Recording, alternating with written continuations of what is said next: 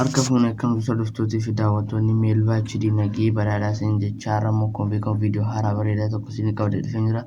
Viidiyoon kun maal hojjettaniif immoo bilbila keessan akka kompiitara jijjiirtanii kan fayyadamtan kan godhu aappii haaraa 2021 dhufee jira jechuudha.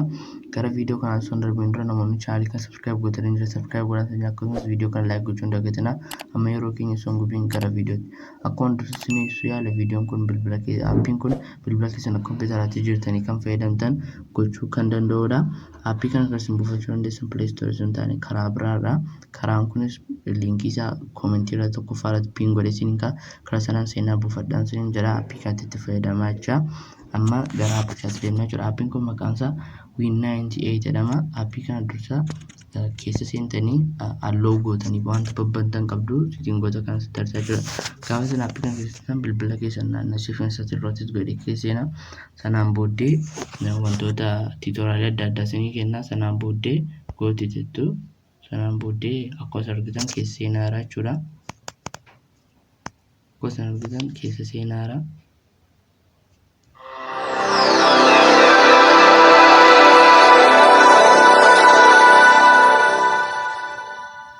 Saawundiin nama dhageessisee kee saawundii gaafa ofiisaatiin keessa seenu gaafa oon ta'u akka kompiitarri tokko gaafa oon ta'u sagaleen dhageessu akkuma kanatti dhageessisa jechuudha. Sanaan booddee akkuma argitan gaafa keessan karsarii qaba akkuma argitan sosocho'aa jirti jechuudha. Gaafa harka sochoosu harka koo waliin socho'aa jechuudha. Harka keessan iddoo tokko keessanii karsaricha sochoosuu dandeessu jechuudha. Kanaan booddee erga aappii kana keessa seentanii Android isheettu kana keessa seentu. Sanaan booddee allow Win98 similar to access photos, media and files on your device.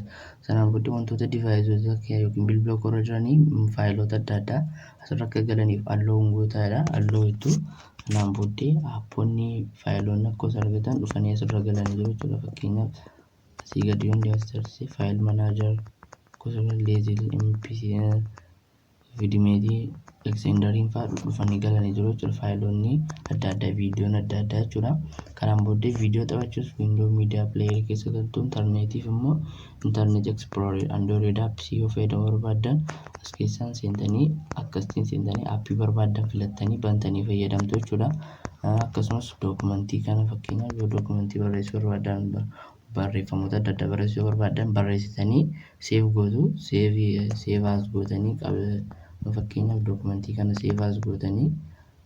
seef gootanii kana booddee faayila keessan keessaa iddoo tokko seef gootu kana keessaa baatanii immoo dhattanii bilbiluma keessan keessaatii seef ta'ee isin eegaa jechuudha. Sana booddee piriint godhachuu dandeessu akkasumas fakkii adda addaa kaasuudhaaf akkanatti kun akkuma argitan fakkii kaasuuf isin fayyadamtu geemota adda addaa of keessatti qabaa jechuudha. Kaalkuleetaris qabaa iddoo itti noottis qabattan qabaa.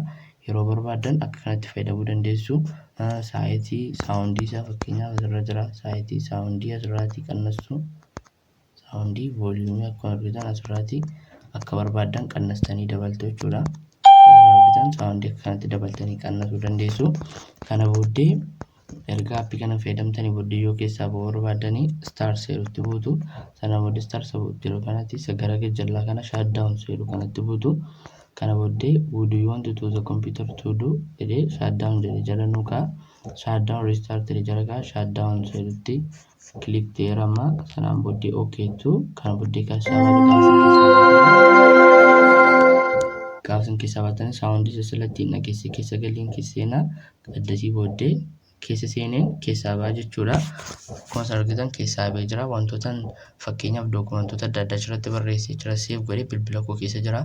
Aappiin bilbila koo irraa qabu viidiyoon bilbila koo irratti dabarsee achi keessa jira jechuudha. Akka kanatti akka kompiitaraatti yeroo barbaaddan fayyadamuu dandeessu jechuudha.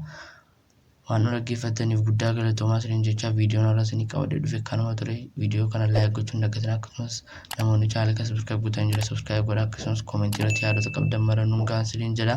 Amma viidiyoo itti aanu wal agarruutti nagaatti.